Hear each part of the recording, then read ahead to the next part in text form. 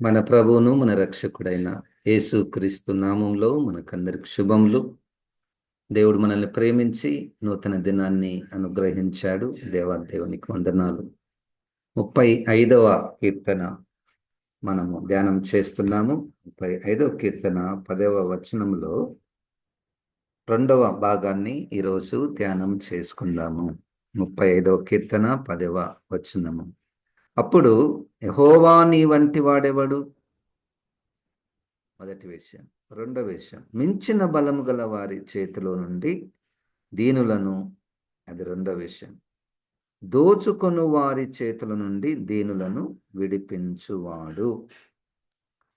మించిన బలము గల అంటే దావీదు గారికి తనకంటే మించినటువంటి బలము కలిగినటువంటి వారి చేతుల నుండి దేవుడు విడిపించుట. దేవునికి స్తోత్రం. ఇది మన దేవునిలో ఉన్నటువంటి గొప్ప కార్యము. దేవుని యందు మనకున్నటువంటి గొప్ప విశ్వాసము. ఎవరు కూడా వారి యొక్క స్థితిని బట్టి, బలహీనతను బట్టి తమ కంటే బలవంతులను చూచి భయపడనక్కర్లేదు. తమ కంటే బలవంతులు శత్రువులుగా తమ మీదకి వచ్చినప్పుడు భయపడనక్కరలేదు. ఎందుకంటే లోకములో ఉన్న వాని కంటే మనలో ఉన్నటువంటి వాడు గొప్పవాడు. దేవునికి స్తోత్రం. అది మొదటి యోహాను పత్రిక 4వ అధ్యాయము 4వ వచనము.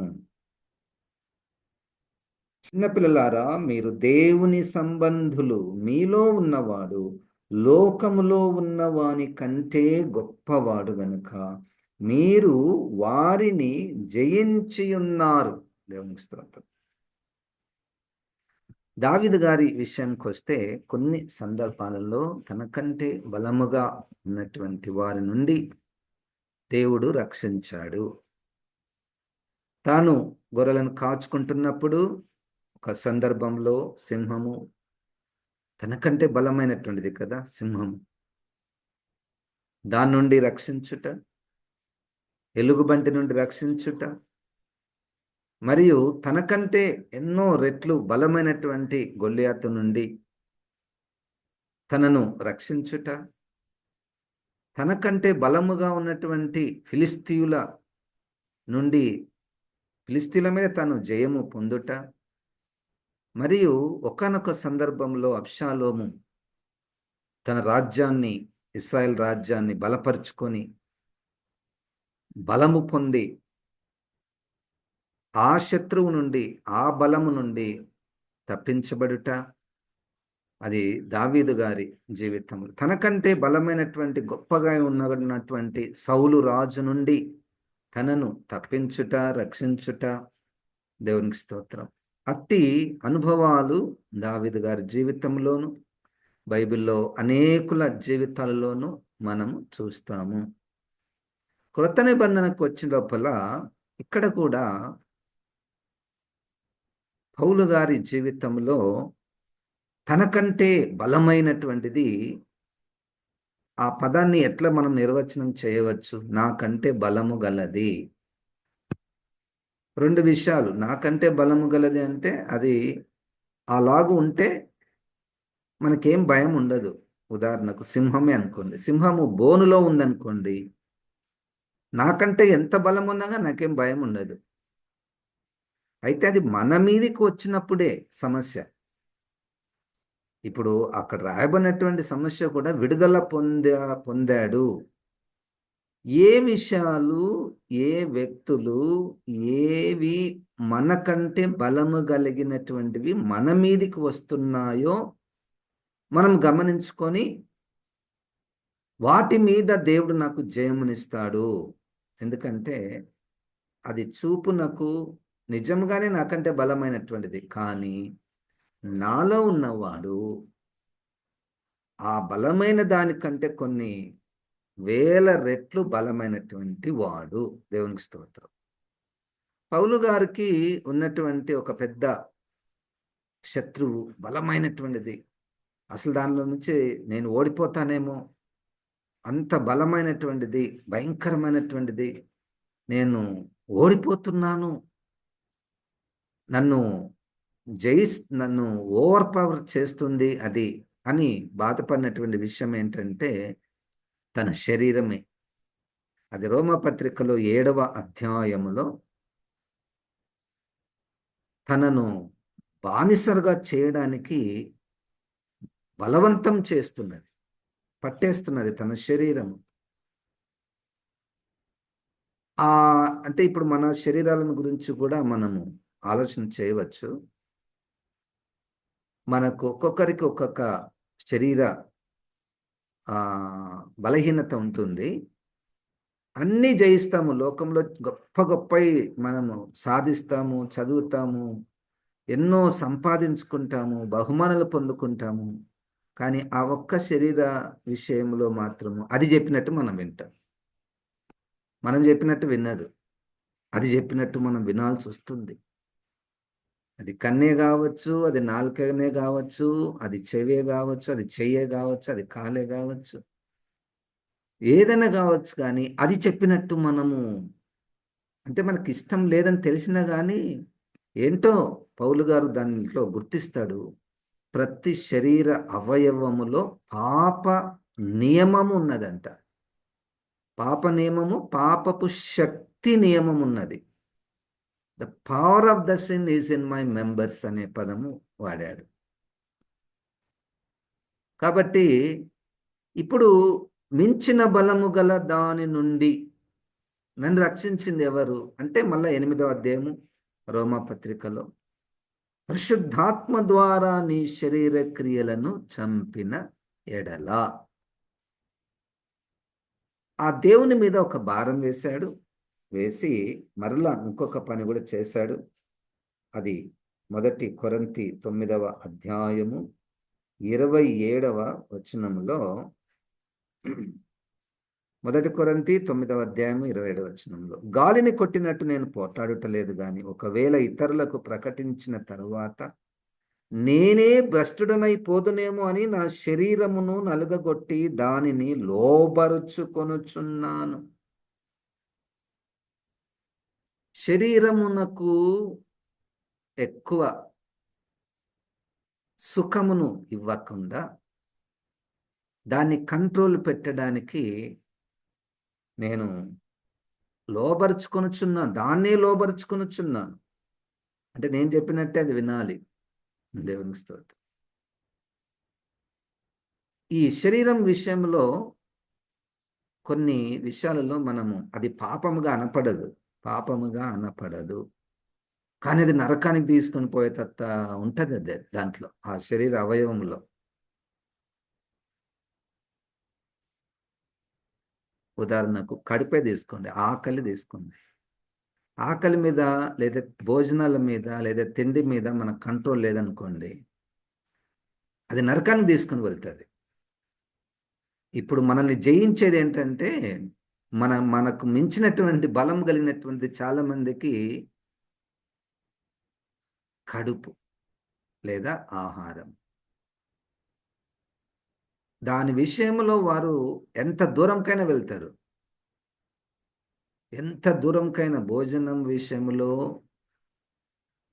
ఎంత దూరమైనా, అంటే ఎంత చెడ్డ పనైనా చేయడానికి సిద్ధపడతారు భోజనానికి కొరకే. మళ్ళీ వాళ్ళు ఏం చేయరు.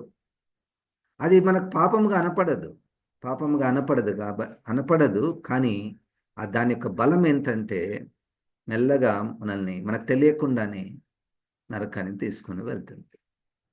దాంట్లో నరకానికి తీసుకుపోయేటంత పాపం ఏముంది ఆ భోజనములో అంటే? భోజనం కొరకే దేవుని నమ్ముకుంటాము, భోజనము కొరకే యేసుక్రీస్తుని వెంబడించినటువంటి వారు అనేకులు ఉన్నారు, బైబిల్లో ఉన్నారు, చరిత్రలో ఉన్నారు. భోజనము అనే పదములో ఇంకా అంటే ఫర్ ద మెటీరియల్ బెనిఫిట్స్, ఒక భౌతిక సంబంధమైనటువంటి లాభము కొరకు క్రీస్తును అంగీకరించినటువంటి వారు అది చెప్పినట్టు వింటూ ఉంటారు. కాబట్టి మనకు మించినటువంటి బలము శరీరంకు ఉండవచ్చు. సొలొమోను గారికి ఒక అనుభవం ఉంది. ఆయన చాలా అనుభవము. ఆ అనుభవములో ప్రసంగి గ్రంథంలో 7వ అధ్యాయములో 25వ వచనము. ప్రసంగి గ్రంథము 7వ అధ్యాయము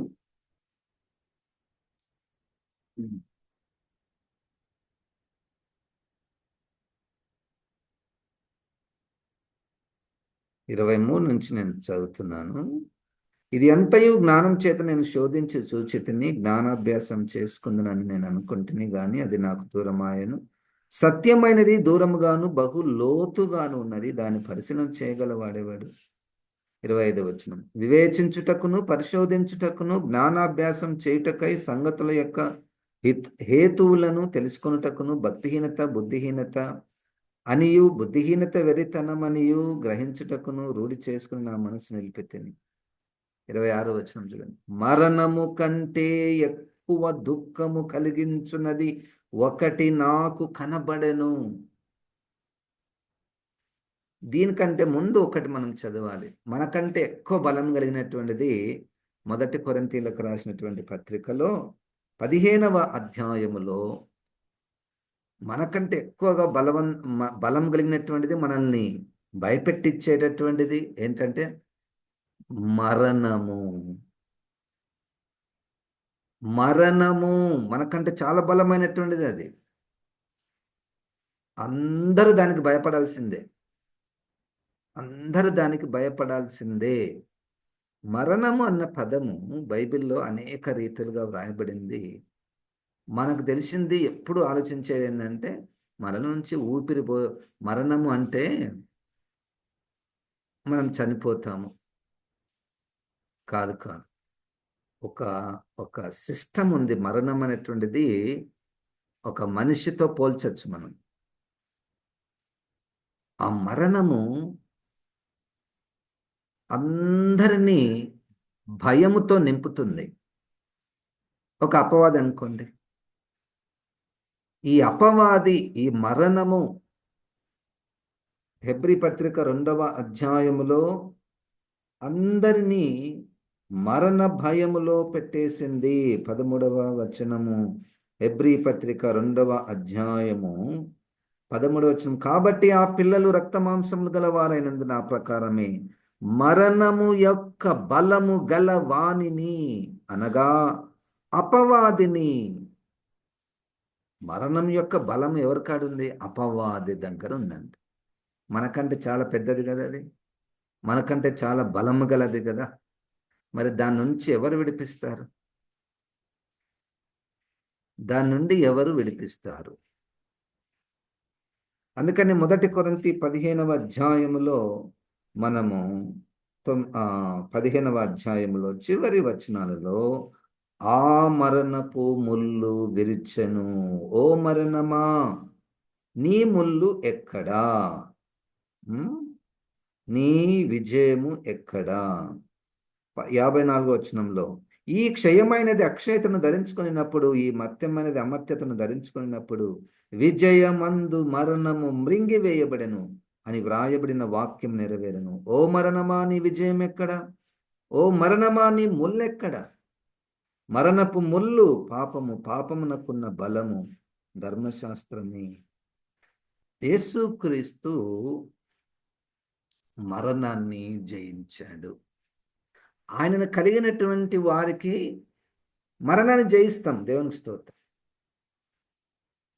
ఆయనను, యేసుక్రీస్తుని కలిగినటువంటి వారికి ఎంత అనుభవం అంటే పౌలు గారు మాటలోనే గలతీ పత్రికలో, నేను ఫిలిప్పీ పత్రికలో, నేను ఎప్పుడో చనిపోయానండి, ఇంకా మరలా నువ్వు ప్రత్యేకంగా మమ్మల్ని చంపేది ఏం లేదు.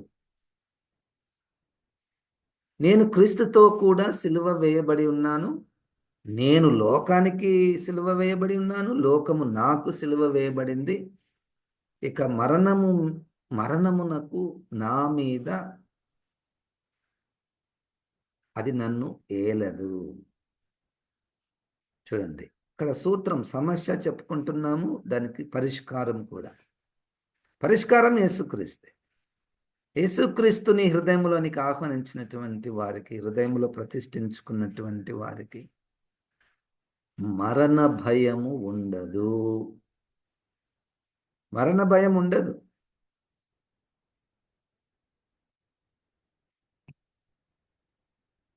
మరణ భయము ఉండదు. అందుకనే మనకు ప్రకటన గ్రంథంలో పరలోకంలో ప్రవేశించినటువంటి వారు వీరు అనేక శ్రమల గుండా వచ్చిరి. తమ జీవిత అంతము వరకు తమ ప్రాణములను ప్రేమించిన వారు కాదు. ఇప్పుడు ఆ 13వ అధ్యాయం ప్రకటన గ్రంథంలో అపవాది మన మీద వేసే బాణం ఏంటంటే, నువ్వు నా ముద్ర వేసుకోకపోతే నీవు క్రయ విక్రయములు చేయలేవు, నీ దగ్గర ఉన్నదంతా కూడా కొన్ని రోజులకు అయిపోతుంది, ఆకలితో చచ్చిపోతావు. మరణ భయం పెడుతుంది. మరణ భయం. మనకంటే మించినటువంటి బలము గల దాని నుండి దేవుడు విడిపించను, రక్షించను. ఆ యేసు క్రీస్తు రక్షించు. ఇప్పుడు సొలొమోను గారు ప్రసంగి గ్రంథంలో 7వ అధ్యాయములో ఆ మరణము కంటే ఎక్కువగా భయంకరమైనటువంటిది తనకు కనపడింది తన జీవితంలో, ఇది వ్యక్తిగత జీవితంలో. ఆ 26వ వచనంలో మరణము కంటే ఎక్కువ దుఃఖము కలిగించున్నది ఒకటి నాకు కనబడెను, అది వలల వంటిదై ఉరుల వంటి మనస్సును బంధకముల వంటి చేతులను కలిగిన స్త్రీ. దేవుని దృష్టికి మంచివారైన వారు దానిని తప్పించుకొందురు గాని పాపాత్ములు దాని వలన పట్టబడుదురు. ఇక్కడ కొన్ని పదాలు మీరు గమనించండి. మరణం కంటే ఎక్కువగా దుఃఖము కలిగించున్నది కనపడెను, అది వలలు, ఉరులు, బంధకము. చేప వలలో పడితే, ఉరి తన జీవితంలో జయించలేనటువంటిది, తన మీద ఎప్పుడు ఆధిపత్యము ఏలుతున్నటువంటిది, తనను కంట్రోల్ చేసేసింది. ఎంత కంట్రోల్ అంటే దేవుని నుంచి కూడా లాగేసింది, దేవుని నుండి విశ్వాసంలో నుంచి లాగేసింది, వల వేసింది, ఊరేసింది, బంధించేసింది. అది స్త్రీ. ఇక్కడ స్త్రీ అన్న పదము మనుషులకు ఆపాదించకుండా క్రొత్త నిబంధన భాషలో బైబిల్ మొత్తంలో స్త్రీ అంటే ఇక్కడ మొగ, ఆడ అన్నటువంటిది పక్కన పెడితే జారత్వము, మగవారికైనా ఆడవారికైనా ఈ జారత్వము అన్నటువంటిది ఉంటే అన్నీ సాధిస్తారు, అన్ని కంట్రోల్ ఉంటారు, చాలా కంట్రోల్ ఉంటారు. ఒక్క అన్వాంటెడ్ రిలేషన్షిప్స్ లేదా ఎక్స్ట్రా మ్యారిటల్ రిలేషన్షిప్స్ లేదా ప్రీ మ్యారిటల్ రిలేషన్షిప్స్ మనం రోజు వార్తలలో చూస్తుంటాం కదా, ఎంతమంది చంపుకుంటుంటారు, చంపుతుంటారు. దాని వెనుక కారణము ఈ జారత్వము. చాలా బలమైనటువంటిది జారత్వం. మనల్ని మనమే పొడుచుకునేటట్లు చేస్తుంది, మనల్ని మనమే ఊరేసుకుంటట్లు చేస్తుంది జారత్వం. అదేంటో అంత చాలా బలం, అది అనుభవించినటువంటి వారికే తెలుస్తుంది. మరి తప్పించబడ్డారా? దాని నుంచి విడుదల పొందారా? అక్కడ రాయబడింది చూడండి, దేవుని దృష్టికి మంచి వారైన వారు దానిని తప్పించుకొందురు గాని పాపాత్ములు దాని వలన పట్టబడుదురు. దేవుని దృష్టికి అంటే దేవుని ప్రణాళికలో ఉన్నటువంటి వారు దాని నుంచి తప్పించుకుంటారు.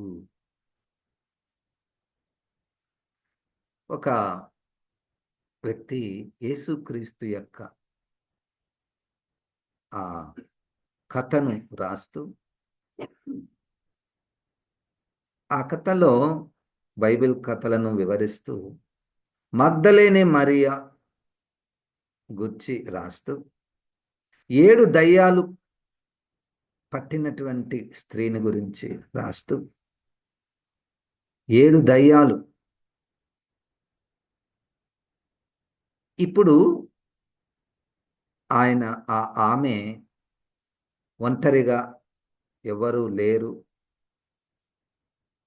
ఏదో ఒక అక్రమ సంబంధం ఉండి ఉండవచ్చు.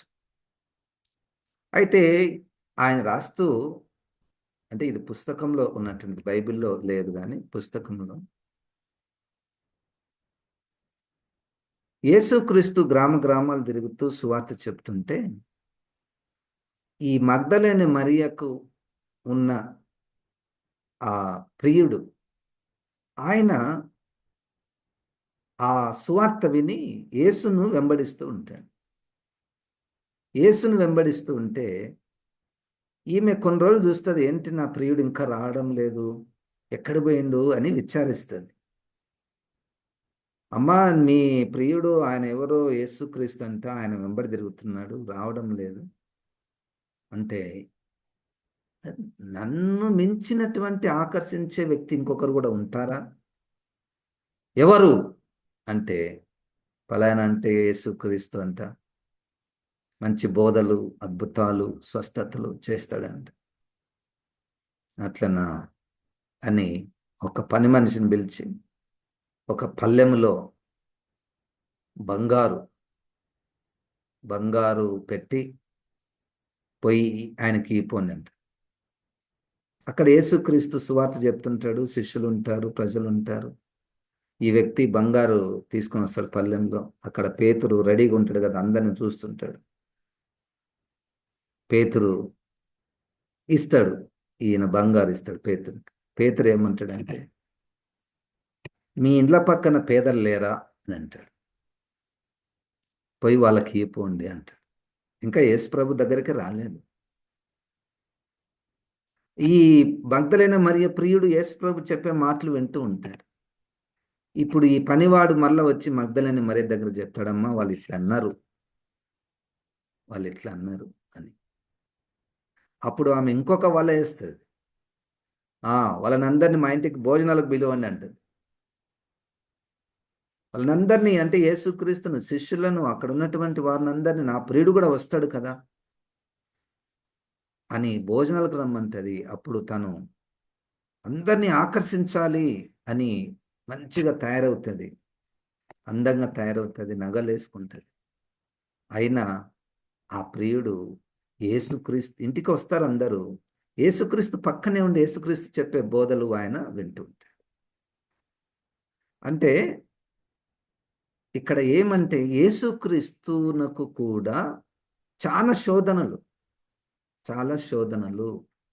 దాంట్లో జారత్వం అన్నటువంటిది ఒక శోధన. దానిని యేసుక్రీస్తు జయించాడు. యేసుక్రీస్తుని కలిగినటువంటి వారు మాత్రం తప్పకుండా జయిస్తారు. అది జయించకపోతే అది ఎంత ఉరి అంటే, ఎంత బంధకం అంటే, ఎంత మరణము కంటే దుఃఖము కలిగించున్నది. అంటే చచ్చిపోతే బాగుండు అనిపిస్తుంది. అది ఆ స్థితిలోకి తీసుకుని వెళ్తుంది ఆ జారత్వం. ఒకరినొకరు చంపుకోవడం, చనిపోవడం, ఉరేసుకోవడం, మందు తాగడం, విషం తాగడము, బాయలో పడి దూకడము, అక్రమ సంబంధాలు, భార్యాభర్తలు విడిపోవడము, జారత్వము మరణం కంటే బలమైనటువంటిది, దుఃఖము కలిగించినటువంటిది. దాని నుంచి విడుదల పొందగలము. దేవునికి స్తోత్రం. యేసుక్రీస్తుని కలిగినటువంటి వారు దాని నుంచి విడుదల పొందగలరు. అప్పుడు మగ్దలేన మరియ ఆ కథలో ఆయన రాస్తాడు, ఈ యేసుక్రీస్తుని చూస్తుంది, తన ప్రియుడు కూడా యేసు ప్రక్కన కూర్చొని ఉన్నాడు. ఆశ్చర్యపోయి తన ప్రక్కన ఉన్నటువంటి పనివంత అంటది, లోకంలో స్త్రీకిని, సిరికిని లొంగని మగ మనిషి ఎవరైనా ఉన్నారా?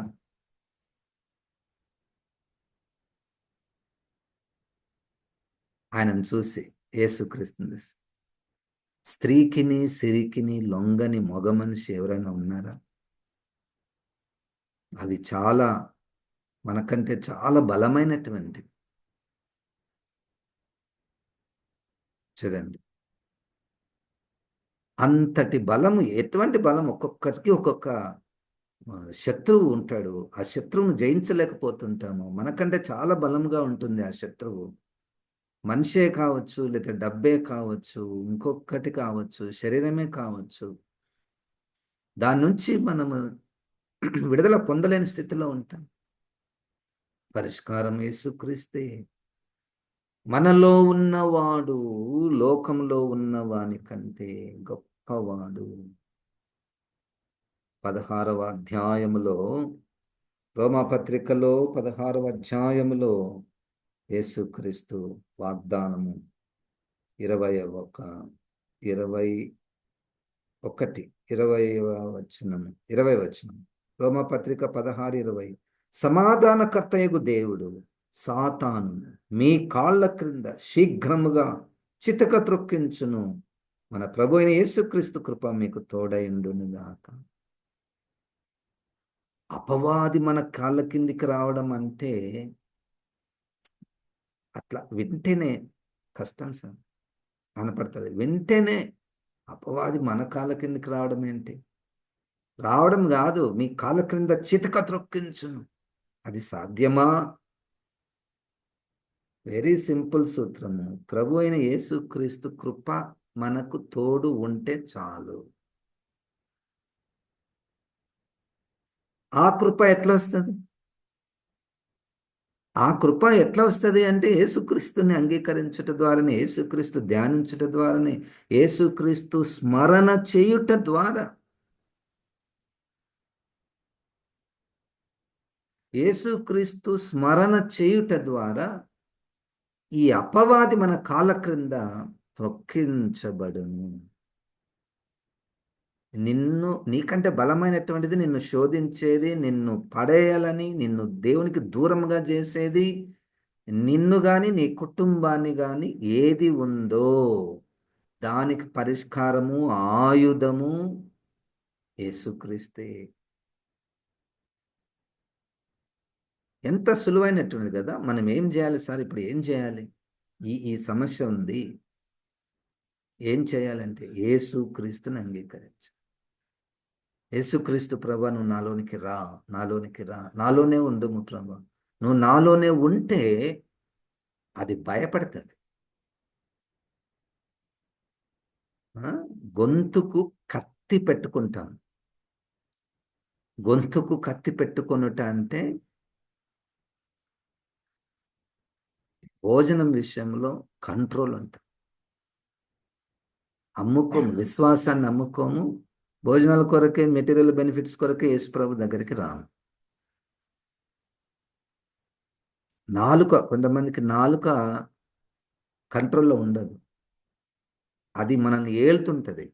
అది మనకు యాకోబు పత్రికలో 3వ అధ్యాయం. అన్ని మంచినే ఉంటుంది కదా, అసలు నోరే బాగలేదంట. ఎంత ప్రేమిస్తుంది అంటే ఆమె, ఎంత ప్రేమిస్తుంది, నోరు మాత్రం బాగలేదు. భయపడతారు ఆమె దగ్గరికి పోవాలంటే, భయపడతారు. అది ఆమె కంటే చాలా బలమైనట్టుంది. మరి దాన్ని ఎవరు జయిస్తారు? యేసుక్రీస్తుని కలిగినటువంటి వారే. దేవునికి స్తోత్రం. ఇప్పటికే యేసుక్రీస్తుని కలిగినటువంటి వారు అంతకు మునుపు వారిని జయించినటువంటి ఆ బలమైనటువంటి వాడు